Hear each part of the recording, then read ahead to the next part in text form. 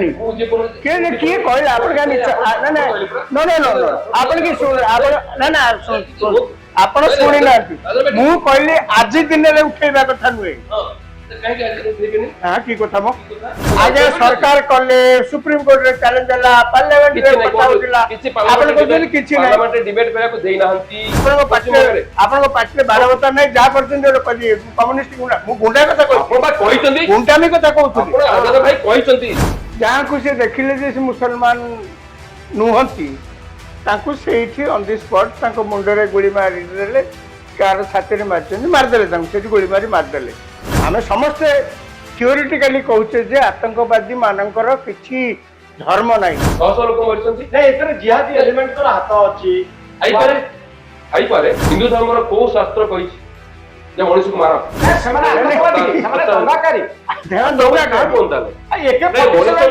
गोली को आतंकवादी पहुंच को मनुष्य को मारिबा जे टेकारे मारू ठेंगारे मारू कि छुरी रे मारू तो कंगपाला से आतंकवादी समाना आतंकवादी गुजरात दंगारे जो ओदे धर्म ना दंगाकारी आतंकवादी कोन डिफरेंस आतंकवादी रो डेफिनेशन को तो आतंकवादी रो डेफिनेशन होची गोटे टेरर नेटवर्क जो नेटवर्क ऑर्गेनाइज वे रे काम करे निर्दिष्ट आइडियोलॉजी को साथी रे नै कि चले एवं जो माने से आइडियोलॉजी को विरोध करती तांको ध्वंस कर देवा पई काम करे आजे आपण लोक को मारिबे आपण कहू दंगा करी मारले माने आतंकवाद सृष्टि हो सुन तो या आतंकवाद माने अनसोशियल और दंगा माने सोशल आपण जो कथा कहउछन आपण जो कथा कहउछन हिंसाकांड कले मनुष्य मारिले सेमाने भी दंगा सेमाने भी आतंकवादी बोली कहजिवो बहुत बड़ दंगा 370 का भूल निष्पत्ति थला दर्शन करा जो मो मत भूल निष्पत्ति केमती भूल निष्पत्ति मो मत एटा ଗୋଟେ हिस्टोरिक एग्रीमेंट हेतला एटा ଗୋଟେ हिस्टोरिक एग्रीमेंट राजा हरि सिंह के सहित हेतला राजा जा करते सेफ मारे राजा को बापू तो गणतांत्रिक डेमोक्रेटिक गवर्नमेंट मत सेटा को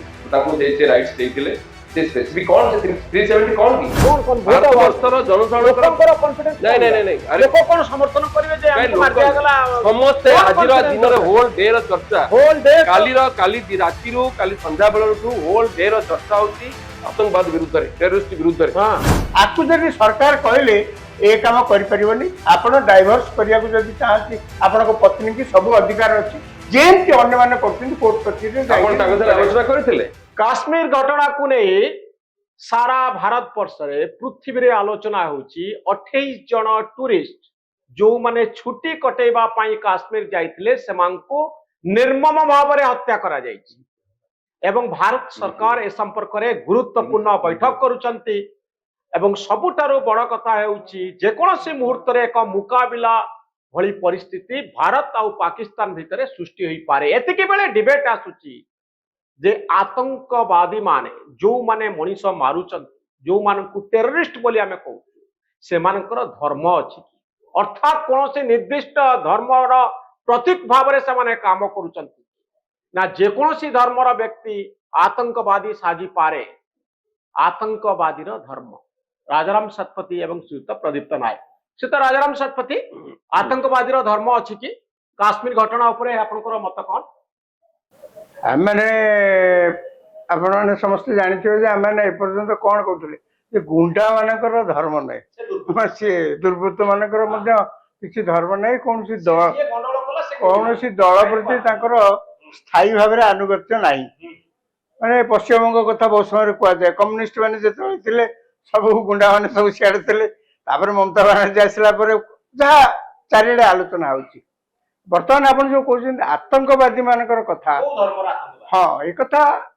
थियोरिटिकली तो कुआ जाई पारे आतंकवादी मानकर किछि धर्म नाही किंतु बर्तमान जहा देखा जाउची ताकू आपण देखंतु गतकाली काश्मीर रे जो घटना आइछि से आतंकवादी को आक्रमण एवं आतंकवादी माने जे सेठी जाई पहुंची किरी आखी बुझा गुली चळेई किरी एत लोक मरि गेले ताबी नय आतंकवादी माने सेठी पहुंची किरी सब पुरुष मान को अलगा करदेले स्त्री पिला मान को अलगा करदेले एवं प्रत्येक पुरुष को पचारले तुमर धर्म कौन तुम हिंदू ना मुसलमान जदि आपण चुप रहिले ताले से कहले आपण कलाम पढ़ंतु कोन मुसलमान गोटे अछि कोन कलाम पढ़ंतु जहाँ को से देखिले जे मुसलमान नुहंती तांको सेठी ऑन द स्पॉट तांको मुंडरे गोली मारी देले कार छाती रे मारछन मारदेले तांको सेठी गोली मारी मारदेले ଆପଣ ଏଠି କୁହନ୍ତୁ ଗୋଟେ ଧର୍ମକୁ ଯୋଡ଼ିକିରି ସେ ଏଇ ପ୍ରକାର କାଣ୍ଡ କଲେ। ଧର୍ମକୁ ଯୋଡ଼ି ଧର୍ମ କଣ ତାଙ୍କୁ କହିଥିଲା ସବୁ ଲୋକଙ୍କୁ ମାରିବା ପାଇଁ? ନା ସେ ଧର୍ମରେ କୋଉଠି ଲେଖା ହେଇଛି ମଣିଷ ମାରିବ, ମଣିଷ ମାରିଲେ ଈଶ୍ୱର ଏମିତି ଖୁସି ହେବେ, ଏମିତି କୋଉଠି ଲେଖା ହେଇଛି ମୁଁ ଜାଣିବି?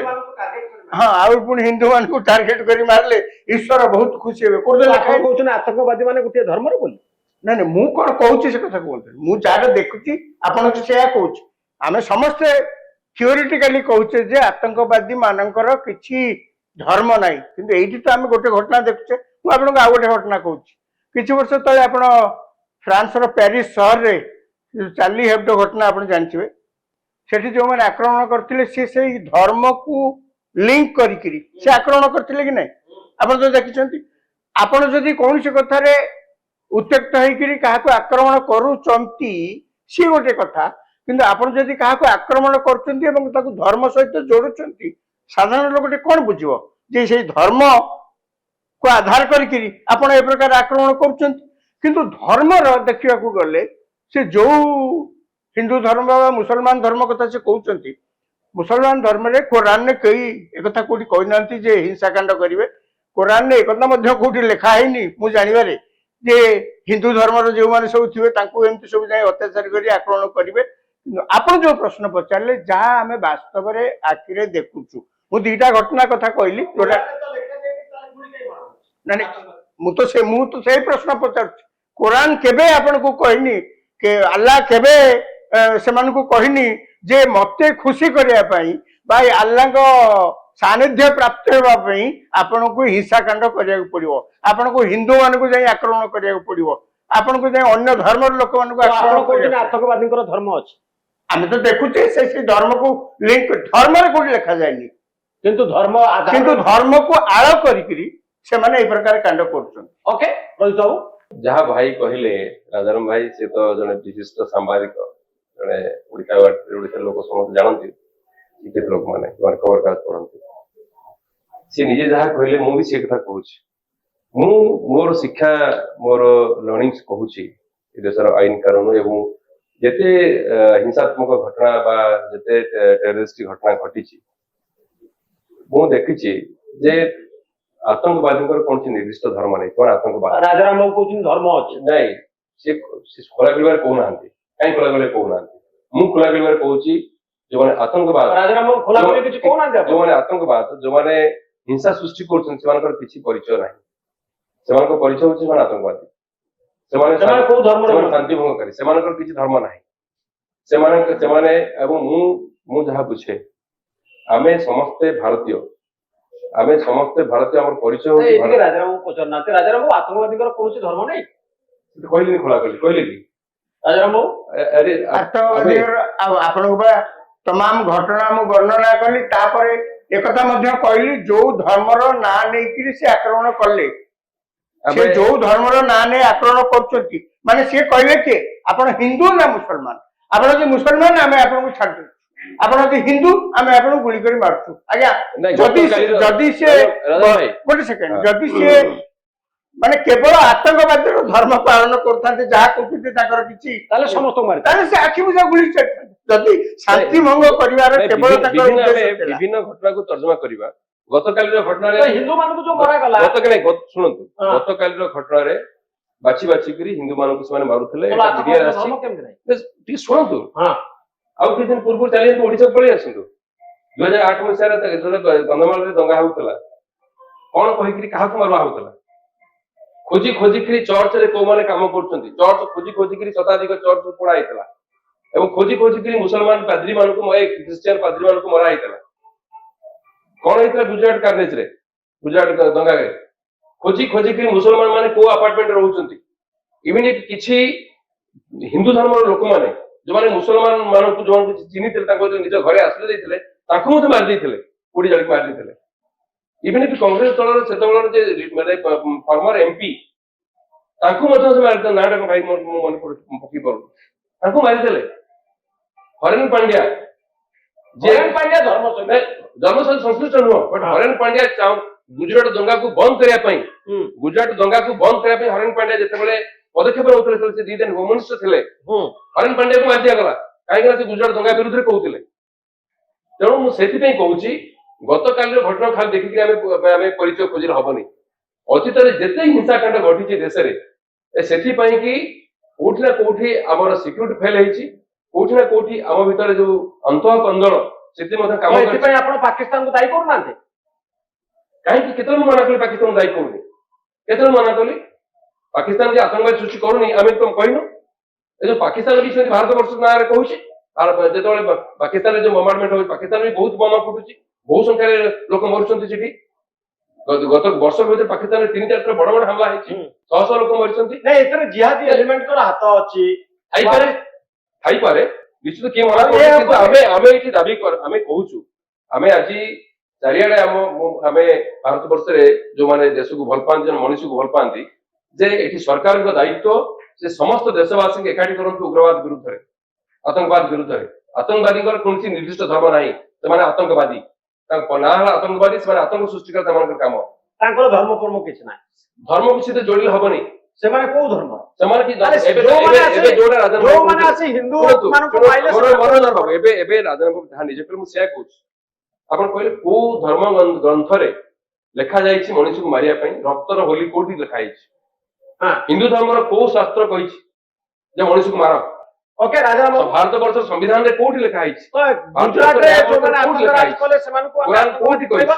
ଯୋଉମାନେ ଯୋଉ କଥା ସେ କହୁଛନ୍ତି ଖ୍ରୀଷ୍ଟିଆନ ମାନଙ୍କୁ ଏଠି ମରାଗଲା, ସେମାନେ ମଧ୍ୟ ଆତଙ୍କବାଦୀ, ସେ ତାକୁ ଲିଙ୍କ କରୁଛନ୍ତି। ମାନେ ଯାହା ନୁହେଁ ତାକୁ ବଢେଇ ଚଢେଇ କେବଳ କହିବା ପାଇଁ ଗୋଟେ କୁହାଯାଉଛି। ଗୁଜରାଟରେ ଦଙ୍ଗା ହେଇଥିଲା, କେହି କହୁନି ଯେ ଯୋଉ ଦଙ୍ଗା ହେଇଥିଲା ସେଟାକୁ କେହି ଜଷ୍ଟିଫାଏ କରୁନି, କିନ୍ତୁ ସେ ଦଙ୍ଗାର ପୃଷ୍ଠଭୂମିକି ବି ଆପଣ ଟିକେ ଦେଖନ୍ତୁ। ଦଙ୍ଗା ଆରମ୍ଭ ହେଲା କଣ ପାଇଁ? ସେ ଦଙ୍ଗା ଆରମ୍ଭ ହେଲା କାହିଁକି ନା କିଛି ଲୋକ ଫେରୁଥିଲେ ସେ ଟ୍ରେନରେ ନିଆଁ ଲଗେଇଦେଲେ। ଆପଣ ଯଦି କହିବେ ସେମାନେ ନିଜେ ନିଆଁ ଲଗେଇ ଦେଇ ପୋଡି ହେଇକିରି ମଲେ, ତାପରେ ମୋର କିଛି କହିବାର ନାହିଁ। କିଏ ତ ନିଆଁ ଲଗେଇଲେ, ତାପରେ ଆରମ୍ଭ ହେଲା ଗୁଜରାଟ ରାଇଟ। ସେ କିଏ ନିଆଁ ଲଗେଇଲେ, ଏତେ ଗୁଡାକ ଲୋକ ପୋଡିକିରି ମଲେ, ଆପଣ ଦେଖିବେ, ଆପଣ ଗୋଟେ ନାରେଟିଭ ଆପଣ ଦେଖିବେ। ବହୁତ ସମୟରେ ଭାରତରେ ସବୁ ବହୁତ ଲୋକ ଅଛନ୍ତି, ଆଜ୍ଞା ଗୁଜରାଟ ଦଙ୍ଗାରେ ଏମିତି ହେଇଗଲା, ଗୁଜରାଟ ଦଙ୍ଗାରେ ସବୁ ହିନ୍ଦୁ ମାନେ ଏମିତି ମୁସଲମାନ ମାନଙ୍କୁ ଆକ୍ରମଣ କରି ମାରିଦେଲେ। ତା ପୂର୍ବରୁ ଦଙ୍ଗାଟା କେମିତି ହେଲା, ଦଙ୍ଗାଟାକୁ କିଏ ଉସ୍କେଇଲା, ଦଙ୍ଗାର ସୃଷ୍ଟି କୋଉଠୁ ହେଲା, ଆଜ୍ଞା ସେ ବିଷୟରେ ଦେଖି ଚୁପ୍ ରହୁଛନ୍ତି। ଇଏ କନ୍ଧମାଳ କଥା ମଧ୍ୟ ଦେଖନ୍ତୁ ସେମିତି। ଆଜ୍ଞା କଣ ଘୋଡେଇ ଘୋଡେଇ ସବୁ କୋଉଠି ଖ୍ରୀଷ୍ଟିଆନ ମାନଙ୍କୁ ସବୁ କଣ ମାରିଲେ? ଆଜ୍ଞା ସେ ଲୋକ ଆସିକି ତ ସେ ସବୁ କ୍ୟାମ୍ପରେ ସବୁ ପଶୁଥିଲେ, ଆଜ୍ଞା ଘୋଡେଇ ଘୋଡେଇ ମାରିଥିଲେ। ଗୋଟେ ଗାଁରେ ଆପଣ ଯାଆନ୍ତୁ ଦେଖିବେ, ମାରୁଥିଲେ ସେମାନେ ଆତଙ୍କବାଦୀ କି ନୁହଁ? ମାନେ ଆତଙ୍କବାଦୀ କଣ ତାଙ୍କୁ କହିବେ?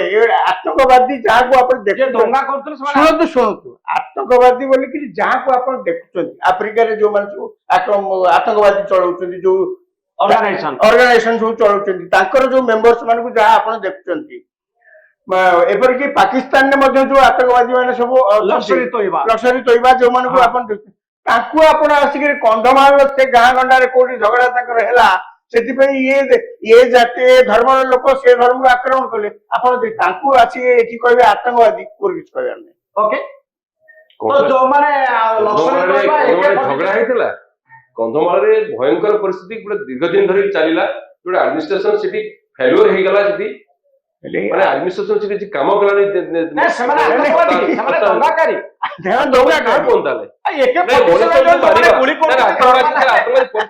ମଣିଷକୁ ମାରିବା ଯିଏ ଟେକାରେ ମାରୁ, ଠେଙ୍ଗାରେ ମାରୁ କି ଛୁରୀରେ ମାରୁ,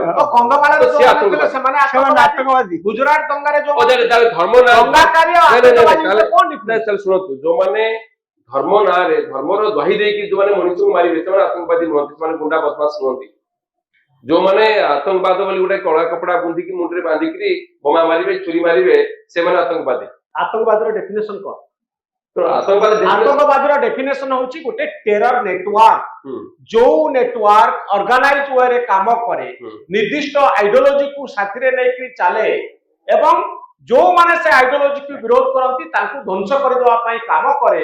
ସେମାନେ ବମ୍ବାର୍ଡମେଣ୍ଟ କରନ୍ତି, ସେମାନେ କିଲିଂ କରନ୍ତି, ସେମାନେ ଟାର୍ଗେଟ ଆଟାକ କରନ୍ତି, ସେମାନେ ଯୁଦ୍ଧ କରନ୍ତି, ସେମାନେ ଗୋଟେ ରିଜନରେ ଫାଇଟ କରନ୍ତି। ତାଙ୍କର ଗୋଟେ ମିଲିଟାରୀ ଥାଏ, ତାଙ୍କର ଗୋଟେ ସେମାନେ ବିଶ୍ୱାସ କରନ୍ତି ଯେ ଆମେ ହିଂସାତ୍ମକ ଉପାୟରେ ଆମ ଦାବିକୁ ହାସଲ କରିବୁ ଏବଂ ଧର୍ମ ଯୁଦ୍ଧର ସେମାନେ ଆହ୍ୱାନ ଦିଅନ୍ତି। ଅଲକାଇଦା ମାନେ ଆପଣ କଣ ଦଙ୍ଗାକାରୀଙ୍କୁ କହୁଛନ୍ତି ଆତଙ୍କବାଦୀ? ଲୋକଙ୍କୁ ମାରୁଛନ୍ତି ନାହିଁ, ଗୋଟେ ଆତଙ୍କବାଦ ସୃଷ୍ଟି କରିବୁ ନାହିଁ। ଆତଙ୍କବାଦୀ ଆଉ ଆତଙ୍କବାଦ ଦଙ୍ଗାକାରୀ ଭିତରେ ଡିଫରେନ୍ସ ଅଛି। ମନୋରଞ୍ଜନ ବାବୁ, ହଁ ଗୋଟେ ଆତଙ୍କବାଦ ବୋଲି ଆପଣ ଯୋଉ ଡେଫିନେସନ ବାହାର କଲେ, ହଁ। ଓ ଯୋଉମାନେ ଧର୍ମର ଦ୍ୱାହି ଦେଇକିରି ଗୋଟେ ବିଭୀଷିକା ସୃଷ୍ଟି କରୁଛନ୍ତି, ଗୋଟେ ଭୟଙ୍କର ପରିସ୍ଥିତି ସୃଷ୍ଟି କରୁଛନ୍ତି, ସେମାନେ ଦଙ୍ଗାକାରୀ। ଦଙ୍ଗାକାରୀ ଆଉ ଆତଙ୍କବାଦୀ ଭିତରେ କଣ ତାହେଲେ ଡିଫରେନ୍ସ ରହିଲା? ଆଜ୍ଞା କି କଥା କି କି ରାଜନ ଭାଇ, ଆପଣ କୁହନ୍ତୁ, ଆପଣ ଜଣେ ଭେରି ହାଇଲି ସିନିୟର ଜର୍ଣ୍ଣାଲିଷ୍ଟ, ଆପଣ ତାହେଲେ ଦଙ୍ଗାକାରୀ ଲୋକଙ୍କୁ ମାରିବା ଆମେ? ମାରିବା ବୋଲି ମୁଁ ଆମର ଆମର ଆମର ଐତିହ୍ୟରେ ବା ଆମର ଯୋଉ ମାନବିକତାରେ ବା ଆମର ଆଇନ କାନୁନ କୋଉଠି ଲେଖା ହେଇଛି ମଣିଷ ମାରିବା? ମୁଁ ସେ କଥାକୁ କହୁନି, ମୁଁ ଆମ କହୁଛି ଦେଶର ସମ୍ବିଧାନ ପୁରା କହିଲା right to life is my fundamental rights. ଆଜ୍ଞା ଆପଣ ଆପଣ ଲୋକଙ୍କୁ ମାରିବେ? ଆପଣ କହୁଛନ୍ତି ଦଙ୍ଗା କରିକି ମାରିଲେ ମାନେ ଆତଙ୍କବାଦ ସୃଷ୍ଟି ନୁହଁ? ଶୁଣନ୍ତୁ ଆଜ୍ଞା, ଆତଙ୍କବାଦ ମାନେ ଅନସୋସିଆଲ ଆଉ ଦଙ୍ଗା ମାନେ ସୋସିଆଲ। ଆପଣ ଯୋଉ କଥା ଆଶ୍ଚର୍ଯ୍ୟ ଲାଗୁଛି। କହୁଛନ୍ତି, ଆପଣ ଯୋଉ କଥା କହୁଛନ୍ତି ହିଂସାକାଣ୍ଡ କଲେ, ମଣିଷ ମାରିଲେ, ସେମାନେ ବି ଆତଙ୍କବାଦୀ ବୋଲି କୁହାଯିବ। ଆଜ୍ଞା ବହୁତ ସମୟରେ ଲୋକ ଡକାୟତ ଘରେ ପଶିକି ମର୍ଡର କରିକି ସବୁ ଚୋରି କରି ନେଇଗଲେ, ତାକୁ କଣ ଡକାୟତ କହିବେ ନା ଆତଙ୍କବାଦୀ କହିବେ? ଡକାୟତ ମାନେ କଣ? ଯିଏ ଆତଙ୍କ ସୃଷ୍ଟି କଲା, ଯିଏ ଆତଙ୍କ ସୃଷ୍ଟି କଲା, ମନୋରଞ୍ଜନ ଲାଙ୍ଗୁଏଜରେ ଯିଏ ଗୋଟେ ନେଟୱାର୍କ ସୃଷ୍ଟି କରିକି ଗୁଳିଗୋଳା ଫୁଟିଲା, କେବଳ ସେଇମାନେ ଆତଙ୍କବାଦୀ। ଗୋଟେ ଆଇଡିଓଲୋଜି ବେସ୍ କିଛି ଆତଙ୍କବାଦ କିଛି ନୋ ଆଇଡିଓଲୋଜି ଆତଙ୍କବାଦ କିଛି ଆଇଡିଓଲୋଜି ନାହିଁ। ସେମାନଙ୍କର ଆଇଡିଓଲୋଜି ଅଛି, ବାବୁ ଏଥିପାଇଁ କିଛି ଆଇଡିଓଲୋଜି ନାହିଁ। ଏଥିପାଇଁ ଆପଣ ଗୋଟେ ଆଇଡିଓଲୋଜି ଏବଂ ଆପଣ ଭାବୁନାହାନ୍ତି କି ପାକିସ୍ତାନ ପ୍ରାୟୋଜିତ ଟେରରିଷ୍ଟ ମାନେ ଧର୍ମ ଏଇ କାଲିର ଇନସିଡେଣ୍ଟକୁ ଲସ୍କର ତୋଇବା କହିଛି। ଲସ୍କର ତୋଇବା ପାକିସ୍ତାନରେ ମାରୁଛି, ଭାରତ ବର୍ଷରେ ମାରୁଛି। ଆପଣ, ମୁଁ ସେଥିପାଇଁ କହିଲି, କାଲି ଗୋଟେ ଆଉ ଗୋଟେ କଥା ଆମେ କହିବା। କାଲି ମୋ ମନକୁ ସେ ପ୍ରଶ୍ନ ବାରମ୍ବାର ଆନ୍ଦୋଳିତ କରୁଛି ଯେ ଗୋଟେ ରିସୋର୍ଟ, ଯୋଉ ରିସୋର୍ଟ କୁ ରାସ୍ତା ନାହିଁ, ଘୋଡାରେ ଲୋକ ଚଢି ଚଢିକି ଉପରେ କେତେ ହଜାର ଫୁଟ ଉପରେ ସେ ରିସୋର୍ଟ, ଯୋଉଠିକି ଶହ ଶହ ସଂଖ୍ୟାରେ ଲୋକମାନେ ଯାଇଛନ୍ତି ଛୁଟି କଟେଇବା ପାଇଁ, ଏନ୍ଜୟ କରିବା ପାଇଁ। ଆମ ଓଡିଶାରୁ ବି ଆମର କିଛି ପିଲା ଯାଇଥିଲେ, ଏବଂ ଦୁଃଖର କଥା ହଉଛି ତାଙ୍କ ପରିବାର ଆଜି ଦୁଃଖର ଛାୟା ଖେଳି ଯାଇଛି, ଯୁବକ ପିଲାଟା ଆମର ମରିଯାଇଛି।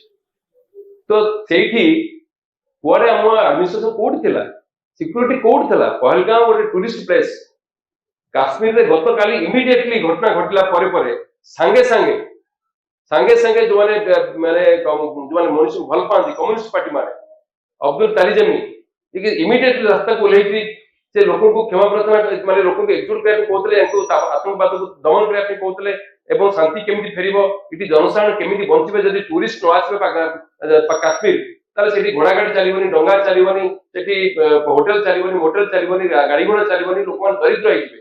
ତେଣୁ କାଶ୍ମୀରକୁ ଏଇଭଳି ଆତଙ୍କବାଦ ମାନଙ୍କର ଭୂସ୍ୱର୍ଗ କରୁଛ କାହିଁକି? କିଏ କରୁଛି?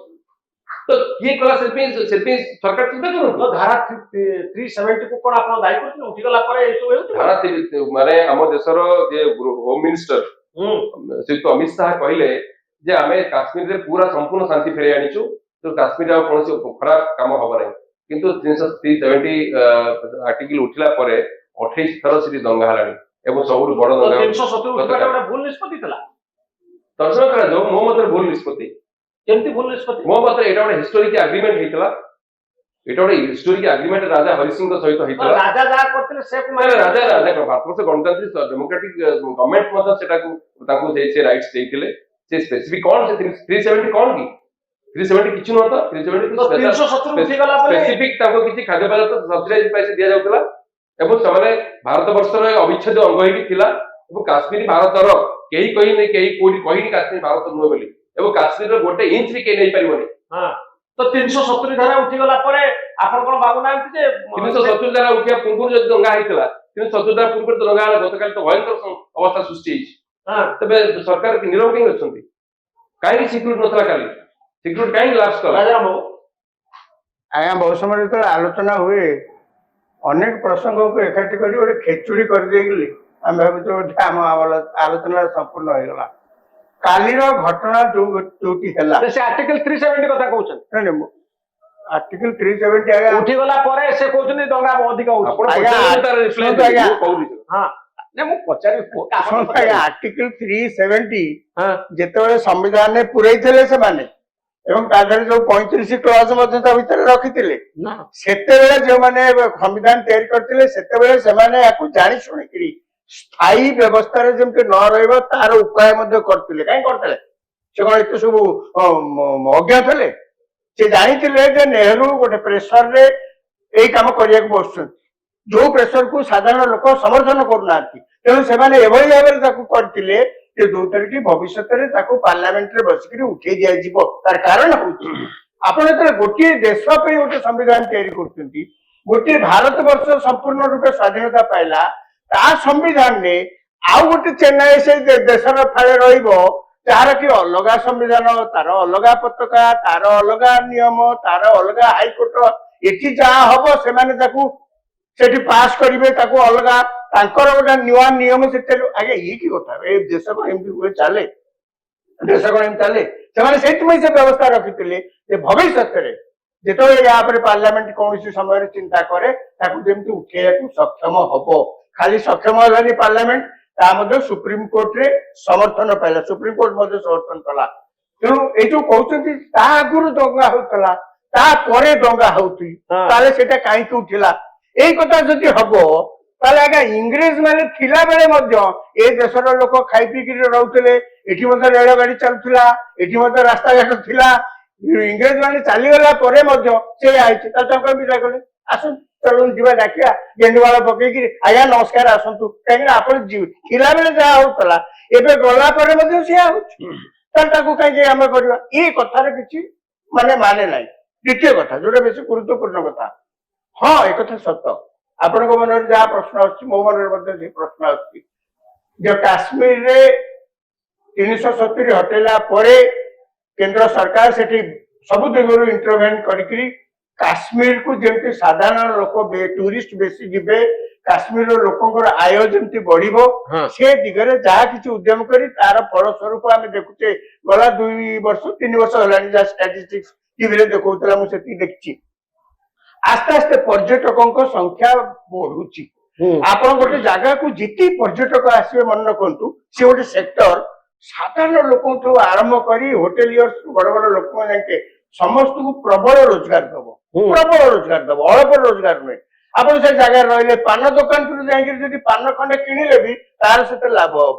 ଆମର ବହୁତ ସମୟରେ କୋଣାର୍କକୁ କୁହାଯାଏ, ଆପଣ ମନେ ରଖିଥିବେ ଶୁଣିଥିବେ, କୋଣାର୍କ ଗୋଟେ ମୋଟେ ଡେଭଲପଡ ନୁହେଁ। ତାର କାରଣ ହଉଛି ଯିଏ ଗଲା ପୁରୀ ସେ କୋଣାର୍କ ଗୋଟେ ମୁହଁ ମାରି ଦେଇ ପଳେଇଲା। ଆଜ୍ଞା ଲୋକଟା ସିନା ରହିଲେ ସେ ଗୋଟେ ରିକ୍ସାରେ ଯିବ, ସେ ଗୋଟେ ବାଦାମ ଖାଇବ, ସେ ଗୋଟେ ପାନ ଖଣ୍ଡ ଖାଇବ, ଏମିତି ତ ଇକୋନୋମି ବଢେ ନା।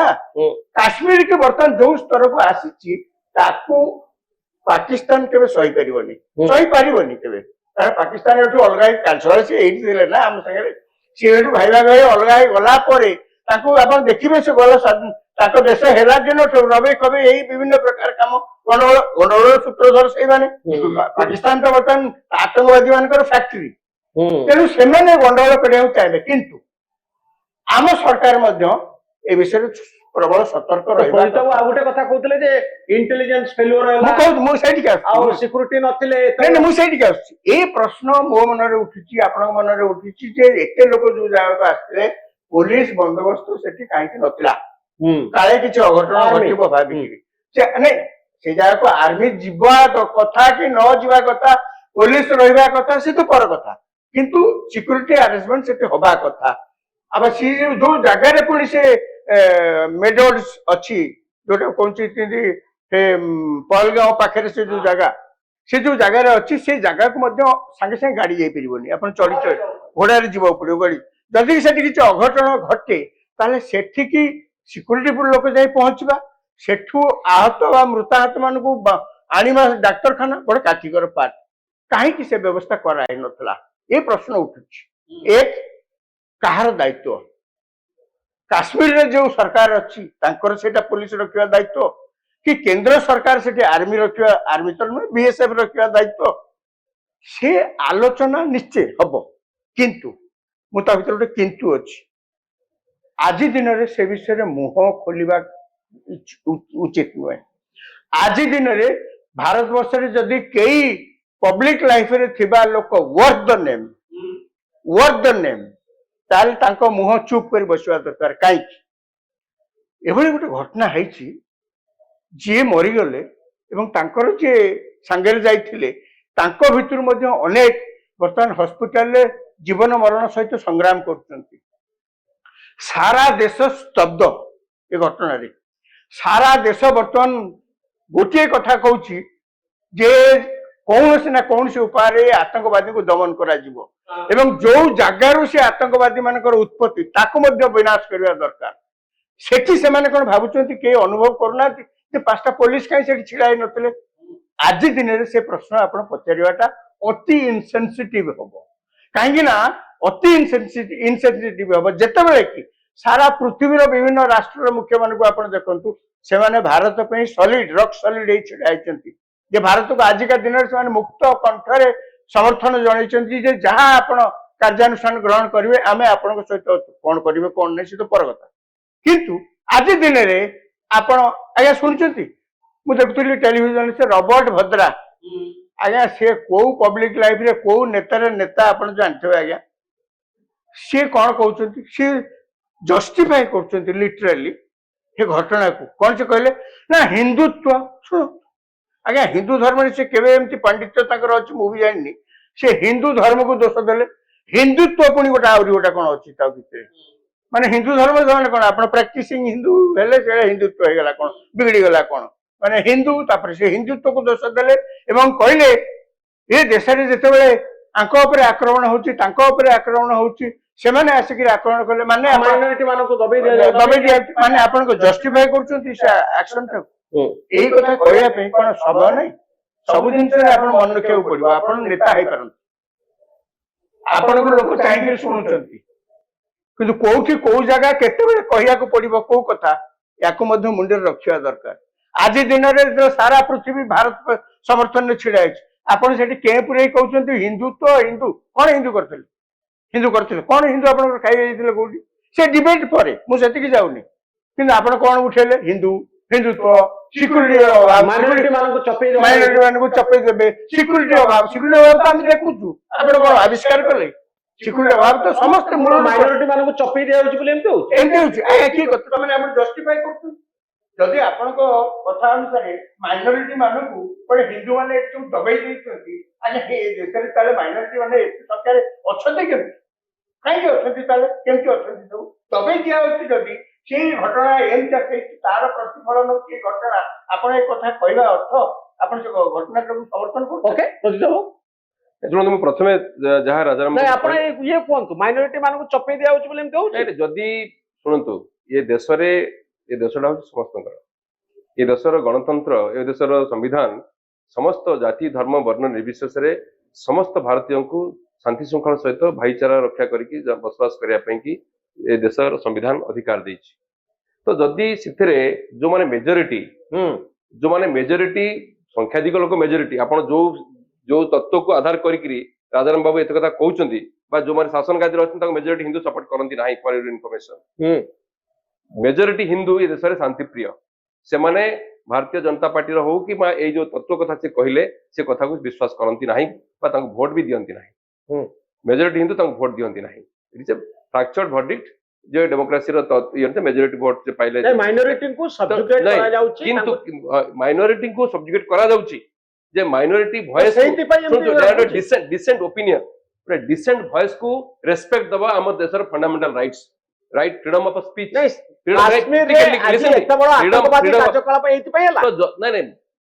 काश्मीर आतंकवादी से जो कहला माने खोजी खोजी हिंदू ना कहले मत कहले गोटे दिन किछि दिन पूर्व से कहउचंती जे सेही प्रश्न ना उठेबेनी सिक्यूरिटी लैप्सेस हला से प्रश्न उठेबे काई उठेबनु के कहले उठेबेनी बुझी पन के कहले आपण कहले परा ना आपण कोणी नांती मु कहले आज दिन रे उठेबा कथा नुए हां त काई आज उठेबेनी हां की कथा मो की कथा जे जोडा भुवनेश्वर राजमहल छकरे इंसिडेंट घटबो से पुलिस गटाय पय आसीबो अच्छा सही कथा ये भुवनेश्वर राजमहल वगैरह पुलिस ना हम कहबो गोटा हम आज दिन रे आपण उठुछन आज दिन रे माने लोक हेड मरगिरी पडिछन हम घरे पसिले हमको खोजी खोजी कि जण करी मारिले एबो जे चाली गले सेठी पुलिस देखाने हम कहबो पुलिस तो फेलियो आपण कहबे काली कहबे पर दिन कहबे तापर दिन कहबे आपण के मना कुछ कहबे प्रश्न आसिला ए कथा हमें भी कहबो नहीं नहीं सुन आज नहीं सुनो आपण हम बुझी पड़ले आपण कोन बाहर मतवर्ती को चिंता सुनो जाया सेमती ना आपण के कथा कोई कर ना पिछ तार नो टिकट व्यक्तिगत आक्षेप आपण सीधा व्यक्तिगत आक्षेप हम करो व्यक्तिगत आक्षेप हम करो कौन सी प्रकार टिके नहीं टिके पूर्व टिके पूर्व जहाँ आपण कहले जे ये जो 370 कथा कहते काश्मीर रे आपण जो कहले जे संविधान से प्रावधान थिला ताकू उठे दिया जाय परबो यस मु भी कहूँ उठे दिया व्यवस्था थिला कि केते बेले से सिचुएशन भारत रे आनिया दरकार थिला सेही आंतरिकता बा सेही विश्वास भारतवासी मन जन्मेयर थिला जेते सेही पर्टिकुलरली काश्मीर आपण केतल उठाउचंती ना आगो काश्मीर राज्य पाहक आपण भांगी दउचंती काश्मीर को दीटा यूनियन टेरिटरी परिणत करचंती काश्मीर रे समस्त एंटायर नेटवर्क जो ये नेटवर्क कम्युनिकेशन नेटवर्क को भांगी बंद कर दउचंती फ्रीजिंग कर दउचंती समस्त अनुष्ठान बंद कर दउचंती एवं काश्मीर जो पॉलिटिकल पार्टी मान अछंती सेମାନଙ୍କ सहित आपण आलोचना करू नाहंती सेମାନଙ୍କ सहित कोनोसी प्रकार विषय मत चिंता भी करू नाहंती एवं सेठी ता पूर्वरु 376 इम्प्लीमेंट करिकि राष्ट्रपति शासन जारी करछंती एवं तापरे 370 उठिबाटा ठीक है ना भूल हेछि संपूर्ण भूल हेछि सरकार को काश्मीर को सेमती रखितले भलो होइतांता ना काश्मीर को सेमती रखिबे काश्मीर इज काश्मीरियत काश्मीरियत जदि आपण प्रोटेक्शन देई परू नाहंती काश्मीर रे हिंसा सृष्टि हो प्रोटेक्शन देई पारते बोली तो ना आपण देई परले नहीं आपण देई परले नहीं निरीह लोक माने मरि पाकिस्तान को से चाहतला Pakistan why you are talking about Pakistan 370 why you talk about Pakistan Pakistan सब काम करছে पाकिस्तान क्या हमर हु केयर्स पाकिस्तान पाकिस्तान कौन पहले मोर जाय से पाकिस्तान पाकिस्तान कौन पहले नहीं why you are Pakistan Pradeep you love India अरे if you love India you do work as an Indian आतंकवादी कोड आतंकवादी माने कोड सेते कहूची दैट शुड बी इनक्वायर्ड आतंकवादी ने पाकिस्तान आछे एटा कोन संदेह अछि पाकिस्तान में कहूची माने निजे कहूची हम लक्ष्य तोइबा पाकिस्तानी मारछंती तो जदी पाकिस्तान आछंती तो you discuss the matter take action कोन action you first take the confidence of the people कोन भारतवर्षर जनसाधारण कॉन्फिडेंस नहीं अरे लोक कोन समर्थन करिवे जे हमको मार दिया गला समस्त आजिर दिन रे होल डे रो चर्चा काली रातिरु काली संध्या बेलठू होल डे रो चर्चा होची आतंकवाद विरुद्ध रे टेररिस्ट विरुद्ध रे हां तो सेति पई समस्त एकाठी करंतु आपण लोकन को संगर नियंतु लोकन को कॉन्फिडेंस ना नो सरकार जहा पाउछन बरुता करछंती सरकार जहा पाउछन ता गोटे पर गोटे करि चलीछंती ना सरकार जहा चाहिछंती गोटे पर गोटे कपिल सिब्बल को स्टेटमेंट मन रखंतु कपिल सिब्बल 2 दिन तले कोन कहिसंती कपिल सिब्बल जो भारतवर्ष प्रख्यात आईनजीवी एवं जने सांसद पार्लियामेंटेरियन कोन से 2 दिन तले कहिसंती आपण गोटे निर्दिष्ट कम्युनिटी विरुद्ध रे गोटे पर गोटे अविश्वास आक्रमण करि चलीछंती काहे की करूछंती why it is remain why it is mention in Indian constitution जोति पई गणोळ जोति पई आतंकवादी कार्यक्रम होउची हेति पारे हेति पई आपण इग्नोर करिवे ताको आपण इग्नोर करिवे ताको आपण एनआरसी कले आपण जदि सेटा आलोचनार विषय नहीं आलोचना विषय नहीं आपण पचर नहीं जदि आलोचना आपण एते कथा कहले तो लव जिहाद कले आपण एनआरसी कले कोन आपण वकफ आईन आनिले कोन करथांते माने कोन ट्रिपल कोन करथांते आपण 370 उड्रो कले आपण सब मस्जिद मान को भागुचंती कोठी एटा तो मंदिर थला कोठी मस्जिद के भागे कृष्ण मंदिर थला कोठी तो थला तो गोटे पर गोटे आपण अविश्वास आपण देश भितरे गोटे अविश्वास रो वातावरण कर दिचंती सी अविश्वास रो वातावरण करंतु कि नाही आपण जो कहते हिंदुत्व आपण से करंतु कि न करंतु कहबे आपण धर्म कहिगिरी अविश्वास रो वातावरण सृष्टि करछ आपण गोटे धर्म को दही देइकिरी जदि गोटे भावधारा सृष्टि करछुंती किछि लोक को हिंसा पत्र रहउछंती दैट इज हिंदुत्व कोठी हिंदू धर्म सेला नुहे हिंदू धर्म होची मंदिर रे हिंदू धर्म होची मंदिर रे हिंदू धर्म ठाकुर पाखरे मो मो मो मो मां मो स्त्री भगवान भगवान को से भगवान पूजा करते दैट इज धर्म दैट इज रिलीजन आ के को करे रिलीजन को व्यवहार करिकरी से रिलीजन ना नहीं कि जदि भारतवर्ष शासन को आपण कलुषित करिवे कबलित करिवे चाहू जदि दैट इज हिंदुत्व कोडी रिलीजन ना नहीं कि के कला एति ये कोठा बळे कोनंती के जागे मुझे केमिति कोडी आमे तो केवल एतिकी देखिछु अमेरिका प्रेसिडेंट जेतले शपथ नियंती नुआ प्रेसिडेंट निर्वाचन करे से बाइबल ऊपर हाथ देखि नथि हाथ देखि शपथ नियंती आमे मनुष्य पचारू कोन आम देश तो कोडी संविधान ले कथा लिखा है गीता पर हाथ रखी कहबो सी सेकुलर नहीं माने से सब धर्म आधार से शासन चलछि माने गुणे खाली एमती गपिले हम भाबुचे बहुत समय रे जे हम बहुत किछि ठीक कथा मोर शिक्षाधिका मोर आदर्श कहूची जे आमे जते बळे गोटे गणतांत्रिक देश रे जते बळे गोटे धर्मनिरपेक्ष देश रे आमे चलुछु हमको सेठी की माने जो वसुधैव कुटुंबकम जहां हमर शिक्षा आईटी अबे ये वसुधारे जो मन भाई भाई तो आमे ताकू नेकी चलिबु ହେଲେ ଆମେ ଆପଣ ଭାରତବର୍ଷ ଚଳନ୍ତୁ ସମ୍ବିଧାନର ନା। ଛତ୍ରେ ଛତ୍ରେ ଯାହା ଲେଖା ହେଇଛି ଆଜ୍ଞା ଆପଣ ତାକୁ ନେଇ ଚଳିବା ଆମେ ଚଳିବୁ। ଉଚିତ ଆପଣ ଆପଣ ମନା କଣ କରୁଛନ୍ତି କଣ ନାହିଁ ନାଇଁ, ନାଇଁ, ନାଇଁ, ଆଉ ମାଇନରିଟିଙ୍କ ଉପରେ ଆକ୍ରମଣ ଯୋଗୁ ଏଇଭଳି ଏକ କାଣ୍ଡ ଘଟିଲା ଏଇଟା ଗୋଟେ ମିଛ କଥା ମାଇନରିଟି କାହିଁକି ଆପଣ ମିଛ ବୋଲି କହୁଛନ୍ତି? କୋଉଠି ମୁଁ ବା ପଚାରୁଛି କୋଉଠି ମାଇନରିଟି ଉପରେ କିଏ ଆକ୍ରମଣ କୋଉଠି କରିପକେଇଲା ଯାହା ଫଳରେ ଇଏ ହେଲା ଟ୍ରିପଲ ତଲାକକୁ ଗୋଟେ ଯଦି ଉଦାହରଣ ନଉଛନ୍ତି ଆଜ୍ଞା ଜଣେ ଲୋକ ବାହା ହେଇଥିବେ ତାଙ୍କର ହଠାତ୍ ମୁହଁରେ ଖାଲି ସେ କହିଦେଲେ ଟ୍ରିପଲ ତଲାକ ବୋଲି ତଲାକ ତଲାକ ତଲାକ ଆଜ୍ଞା ସେ ଯେତେ ଦିନ ଧରି ବାହା ହେଇଥିବେ ଛୁଆ ପିଲା ଧରି ସେ ସ୍ତ୍ରୀ ଲୋକ ଯାଇ ରାସ୍ତାରେ ଆକୁ ଯଦି ସରକାର କହିଲେ ଏ କାମ କରିପାରିବନି ଆପଣ ଡାଇଭର୍ସ କରିବାକୁ ଯଦି ଚାହାନ୍ତି ଆପଣଙ୍କ ପତ୍ନୀ କି ସବୁ ଅଧିକାର ଅଛି ଯେମିତି ଅନ୍ୟମାନେ କରୁଛନ୍ତି କୋର୍ଟ କଚେରୀରେ ଆପଣ ତାଙ୍କ ସାଙ୍ଗେ ଆଲୋଚନା କରିଥିଲେ ଆପଣ ଆପଣ ଏଇଟା ହଉଛି ମୁଁ ୟାକୁ ସପୋର୍ଟ କରୁନି ମୁଁ ତ୍ରିପୁଲ ତାକୁ ସପୋର୍ଟ କରେନି କିମ୍ବା ଏଇ ଯୋଉ ତ୍ରିପୁଲ ତଲାକ ନେଇକି ଡିଭୋର୍ସ ହେଇଥିବା ପରିବାରକୁ 10ଟା କି 15ଟା ପରିବାରକୁ ମୁଁ ଯୋଡ଼ିଛି ହ୍ୟୁମାନ ରାଇଟ୍ସ କମିଶନରେ କେସ୍ କରିକି ଭଲ କରିଛନ୍ତି ନାଇଁ ଶୁଣନ୍ତୁ ତେଣୁ ମୋ କହିବା କଥା ହେଲା ଆପଣ ସେମାନଙ୍କୁ ବିଶ୍ୱାସ ନେଇଥିଲେ ତାଙ୍କର ଧର୍ମଗ୍ରନ୍ଥ ଗ୍ରନ୍ଥରେ ଯୋଉଟା ଲେଖା ହେଇଛି ତାକୁ ଯେତେବେଳେ ଆପଣ ଚାହୁଁଛନ୍ତି ଭାରତବର୍ଷ ଆଇନର ଗଣ୍ଡି ଭିତରକୁ ଆଣିବା ପାଇଁ ତାଙ୍କ ସାଙ୍ଗରେ ଆପଣ କଥାବାର୍ତ୍ତା ହେଇଥିଲେ ଆଜ୍ଞା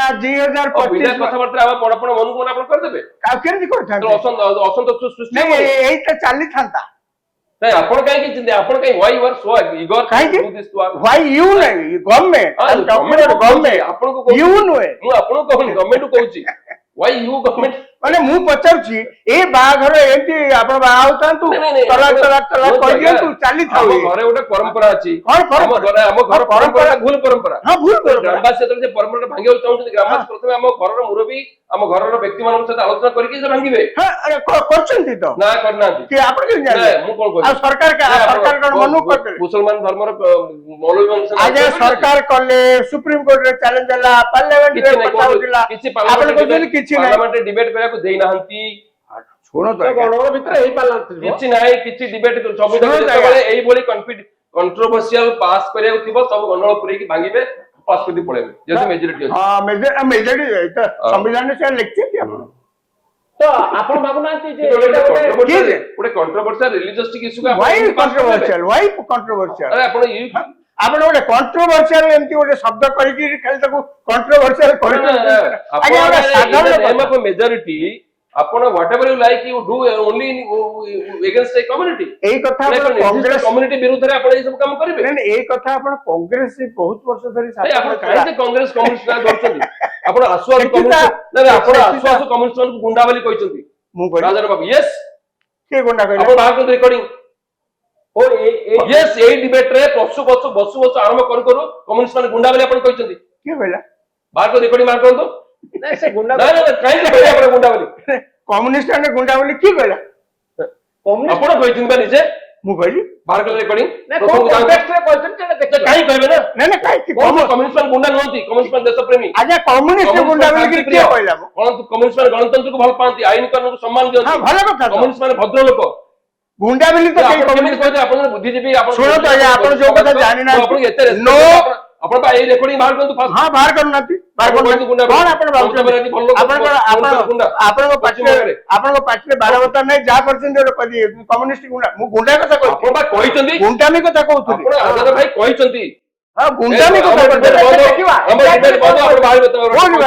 କମ୍ୟୁନିଷ୍ଟ କରୁଛନ୍ତି ତ ବୁଝିବା କଣ ମୁଁ ତ କହିନି କହନ୍ତୁ ଗୁଣ୍ଡା କଥା ପଡିଥିଲା କାହିଁ କହିବେ କିଏ କହିଲା କମ୍ୟୁନିଷ୍ଟ ଗୁଣ୍ଡା ନୁହନ୍ତି ଭଦ୍ରଲୋକ ଆପଣ କମ୍ୟୁନିଷ୍ଟ କି ଯେତିକି ଲୋକଙ୍କୁ ଯେତିକି ଜାଣିନଥିବେ ମୁଁ ତାଙ୍କଠୁ ବହୁତ ଲୋକଙ୍କୁ ଜାଣିଛି ପଶ୍ଚିମବଙ୍ଗରେ ଗୁଣ୍ଡାଗିରି ଚାଲିଥିଲା ପଶ୍ଚିମବଙ୍ଗରେ ଗୁଣ୍ଡାଗିରି ଯାଇଥିଲା ମାନେ କମ୍ୟୁନିଷ୍ଟ ମାନେ ଗୁଣ୍ଡାଗିରି କରୁଥିଲେ କମ୍ୟୁନିଷ୍ଟ ମାନେ ମାନେ ସାରା ପୃଥିବୀରେ ଯୋଉଟା ହେଇନି ସେଟା ପଶ୍ଚିମବଙ୍ଗରେ କରିଛନ୍ତି 13 ଲକ୍ଷ ହେକ୍ଟର ଜମି ଗରିବ ଲୋକଙ୍କୁ ବାଣ୍ଟିଥିଲେ ଯୋଉଟା ମମତା ବାନାର୍ଜୀ ଦାଦାଗିରି କରି ଗୁଣ୍ଡାଗିରି କରି ଫେରେଇ ନଉଛି ଜମି ଲୋକଙ୍କୁ ନେଇ 40-50 ମମତା ବାନାର୍ଜୀ ଗୁଣ୍ଡାଗିରି କରୁଛନ୍ତି ଯଦି ସେଇ ପ୍ରଶ୍ନ ଆପଣ ସେଇଟା କହୁନାହାନ୍ତି ମମତା ବାନାର୍ଜୀ ଗୁଣ୍ଡାଗିରି କରୁଛି ବୋଲି ନାଇଁ ମୁଁ ସେଇଟା କମ୍ୟୁନିଷ୍ଟ ମାନଙ୍କୁ କହିଲେ ଗୁଣ୍ଡା କିଏ ଗୁଣ୍ଡା ବି ସେତେବେଳେ ଚାଲିଥିଲା ତାପରେ ବି ଚାଲିଲା ଗୁଣ୍ଡା ବି ସବୁବେଳେ କମ୍ୟୁନିଷ୍ଟ ମାନେ ଗୁଣ୍ଡା କିଏ କହିଲା ଆଇଡିଓଲୋଜି ଗୁଣ୍ଡା କରେ କହିଦବା ହଠାତ୍ କରି କହିଦବା ଗୋଟେ ସେଣ୍ଟେନ୍ସ ଦେଇଦବା କଂଗ୍ରେସ ଦଳ ସବୁ ଖରାପ କରିଥିଲା ଭାରତ ବର୍ଷରେ ଆଉ ଆମେ ଆସି କଣଟା କରୁଛୁ ଆମେ କେତେଟା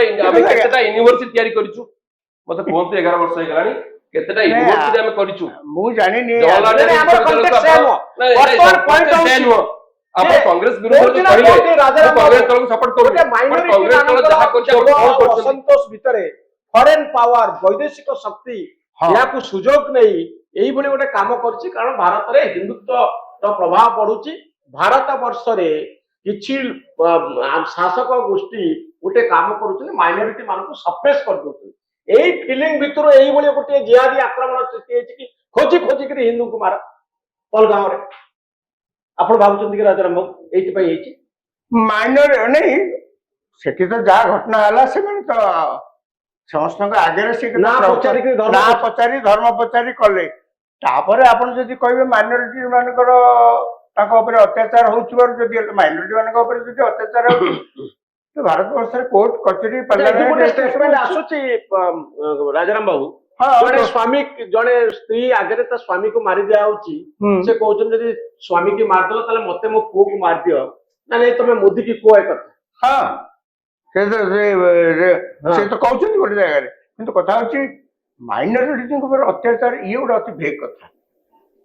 ସରକାର ବହୁତ ସମୟରେ ଯାହା କରନ୍ତି ତାକୁ ତର୍ଜମା କରିବା, ସେଥିରୁ ଭୁଲ ଠିକ ବାହାରି କରିବା, ତାକୁ ସାଧାରଣରେ ଆଲୋଚନା କରିବା, ଇଏ ଗୋଟେ ଗଣତାନ୍ତ୍ରିକ ପ୍ରକ୍ରିୟାର ଅଂଶ ବିଶେଷ।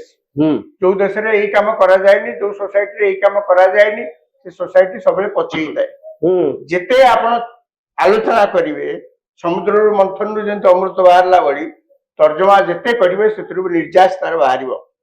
କିନ୍ତୁ ଏଇ ଯୋଉ କୁହାଯାଉଛି ମାଇନରିଟିଜ ମାନଙ୍କୁ ଏମିତି ହେଇଗଲା ବୋଲି ତୁମେ ପାକିସ୍ତାନରୁ ଆସିକି ଏଠି ମାରିବ, ମାଇନରିଟିଜ ମାନଙ୍କୁ ଯଦି ସତରେ ଏଠି ନିର୍ଯାତନା କଣ କରାଗଲା, ତା ପାଇଁ ଏଇ ଦେଶରେ ଆଇନ କାନୁନ ଫୋରମ ସବୁ ଅଛି କି ନାହିଁ?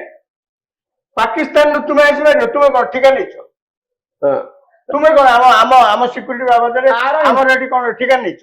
ତେଣୁ ଯୋଉମାନେ ଆଜି ଏ କଥାକୁ ମାଇନରିଟି କଥାକୁ ଉଠାଉଛନ୍ତି, ଆପଣ ଦେଖନ୍ତୁ ସେମାନେ ତମାମ ପରିସ୍ଥିତିର ଯୋଉ ଗ୍ରାଭିଟିଟାକୁ ଲଘୁ କରିଦେବା ପାଇଁ ସେମାନେ ଗୋଟେ ଉଦ୍ୟମ କରୁଛନ୍ତି, ଗୌଣ କରିଦେବା ପାଇଁ। ମୁଁ ସେଇଥିଲାଗି ମୂଳରୁ କହିଲି, ସବୁ ସମାଲୋଚନା ଆପଣ ସରକାରକୁ କରିପାରନ୍ତି, ସରକାରଙ୍କ ଲାପସେସକୁ ଆପଣ ଯେତେ ପାରିବେ ତାଙ୍କୁ କଟୁ ସମାଲୋଚନା କରିପାରନ୍ତି, କିନ୍ତୁ ସବୁର ଗୋଟେ ସମୟ ଅଛି। ଏ ସମୟ ତା ପାଇଁ ଉପଯୁକ୍ତ, ଏ ସମୟ ତା ପାଇଁ ଉପଯୁକ୍ତ।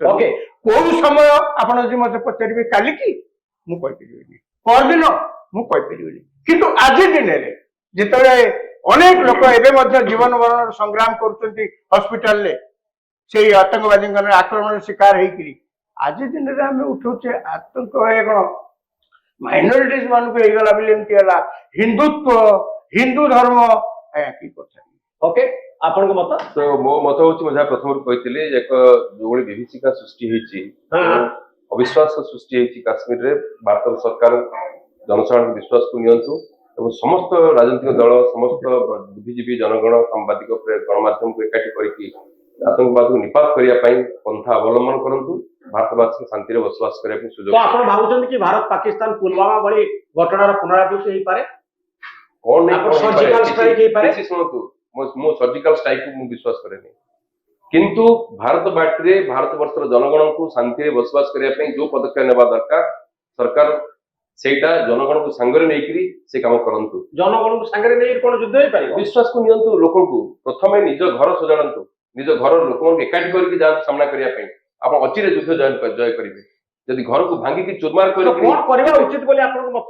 ମୁଁ କହିଲି ପୁରା କେମିତି କହିବି, ଗୋଟେ କଥା, ପ୍ରଥମେ ସମସ୍ତ ଆମେ ଦାବି କରୁଛୁ, ଆଜି ବି ଦାବି କରୁଛୁ, କଣ ଦାବି କରୁଛୁ? ଆମେ ଦାବି କରୁଛୁ ଭାରତ ସରକାରଙ୍କର ଏକ ବଳିଷ୍ଠ ଆତଙ୍କବାଦ ବିରୁଦ୍ଧରେ ଭାରତବାସୀ ଏକ, ଇଏ ଭିନ୍ନ ଭିନ୍ନ ମତ ଦଉପାରନ୍ତି, କିନ୍ତୁ ଆତଙ୍କବାଦ ବିରୁଦ୍ଧରେ ସମଗ୍ର ଭାରତ ବର୍ଷର ରାଜନୈତିକ ଦଳ ଏକ ହବାକୁ ପଡିବ, ଆତଙ୍କବାଦକୁ ନିପାତ କରିବା ପାଇଁ, ଆତଙ୍କବାଦ ଶେଷ କରିବା ପାଇଁ। ଯୁଦ୍ଧ ଭଳି ସ୍ଥିତି ସୃଷ୍ଟି ହେଇପାରେ କି ବୋଲି ଭାବୁଛନ୍ତି? ସେଇଟା ପରିସ୍ଥିତି ଯୁଦ୍ଧ ଭଳି ସ୍ଥିତି ବର୍ତ୍ତମାନ ନାହିଁ, ହଠାତ୍ କରି ଯୁଦ୍ଧକୁ ଆମେ ଓହ୍ଲେଇଯିବୁ। ସର୍ଜିକାଲ ଷ୍ଟ୍ରାଇକ୍ ହେବା ଉଚିତ କି ନୁହେଁ? ନା ସେଇଟା ମୁଁ କହିପାରିବି, ଆମର ଏକ୍ସପର୍ଟ ମାନେ ଅଛନ୍ତି, ଯୋଉ ଡିଫେନ୍ସ ଏକ୍ସପର୍ଟ ମାନେ ଅଛନ୍ତି, ସେମାନେ ଦେଖିବେ ପ୍ରକୃତ ଆତଙ୍କବାଦର କୋଉଠୁ ଆସୁଛି ବା କୋଉ ବିପଦର କୋଉଠି ଅଛି, ତ ସେ କଥା ମୁଁ ଡିଫେନ୍ସ ଏକ୍ସପର୍ଟ। ପାକିସ୍ତାନ ଗୋଟିଏ ଟେରୋରିଷ୍ଟ ଷ୍ଟେଟ୍ ବୋଲି ଆପଣ କହିବେ, ହଁ ନା ନାହିଁ? ତ ପାକିସ୍ତାନରେ ହଁ ଟେରୋରିଷ୍ଟ ମାନଙ୍କର ଗନ୍ତାଘର ସେଇଠି ଜନ୍ମ, ପାକିସ୍ତାନ ଆଫଗାନିସ୍ତାନ ସେଇ ପ୍ୟାଚରେ ଯେତେ ପ୍ରକାର ଇଣ୍ଟରନ୍ୟାସନାଲ ନ୍ୟାସନାଲ ଟେରୋରିଷ୍ଟ ସେଇଠୁ ତ ଜନ୍ମ ହଉଛନ୍ତି। ଯେମିତି ଖାଲି ଯେ ମୁସଲମାନ ଟେରୋରିଷ୍ଟ ନୁହଁ, ଆପଣ ଆଫ୍ରିକାନ କଣ୍ଟ୍ରି ଯାଆନ୍ତୁ, ସେଠି ବି ଅନେକ ଟେରୋରିଷ୍ଟ ଅଛନ୍ତି, ବିଭିନ୍ନ ଜାଗାରେ ଲାଟିନ ଆମେରିକାନ କଣ୍ଟ୍ରିରେ ମଧ୍ୟ କିଛି ଟେରୋରିଷ୍ଟ ଗ୍ରୁପ ଅଛନ୍ତି। ତେଣୁ ଟେରୋରିଷ୍ଟ ମାନଙ୍କର କୌଣସି ନିର୍ଦ୍ଦିଷ୍ଟ ଆଞ୍ଚଳିକ ଜାତୀୟତା ନାହିଁ, କୌଣସି ନିର୍ଦ୍ଦିଷ୍ଟ ଭାଷା ନାହିଁ, କୌଣସି ନିର୍ଦ୍ଦିଷ୍ଟ ଜାତି ନାହିଁ କି ଧର୍ମ ନାହିଁ। Terrorist ମାନଙ୍କର ଧର୍ମ ନାହିଁ। ସେମାନେ ନିଜର କାୟ ବିସ୍ତାର କରିବା ପାଇଁ, ସେମାନେ ନିଜର କଥାକୁ ଇଗୋକୁ ବିସ୍ତାର କରିବା ପାଇଁ ସେମାନେ ମଣିଷ ମାରୁଛନ୍ତି।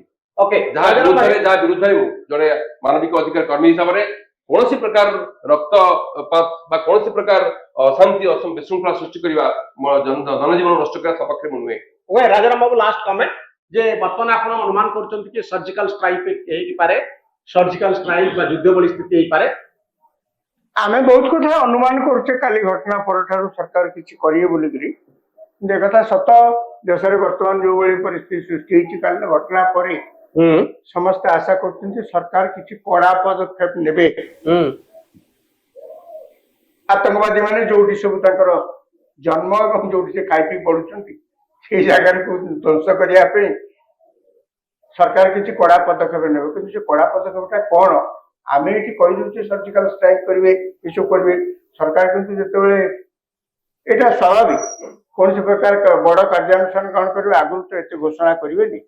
ଅବଶ୍ୟ ସରକାର ଯଦି ଯୁଦ୍ଧ ଘୋଷଣା କରନ୍ତି ତାହେଲେ ତ ସମସ୍ତଙ୍କୁ ପାର୍ଲାମେଣ୍ଟ ଡାକିକି କହିବାକୁ ପଡିବ, ଅଲଗା କଥା।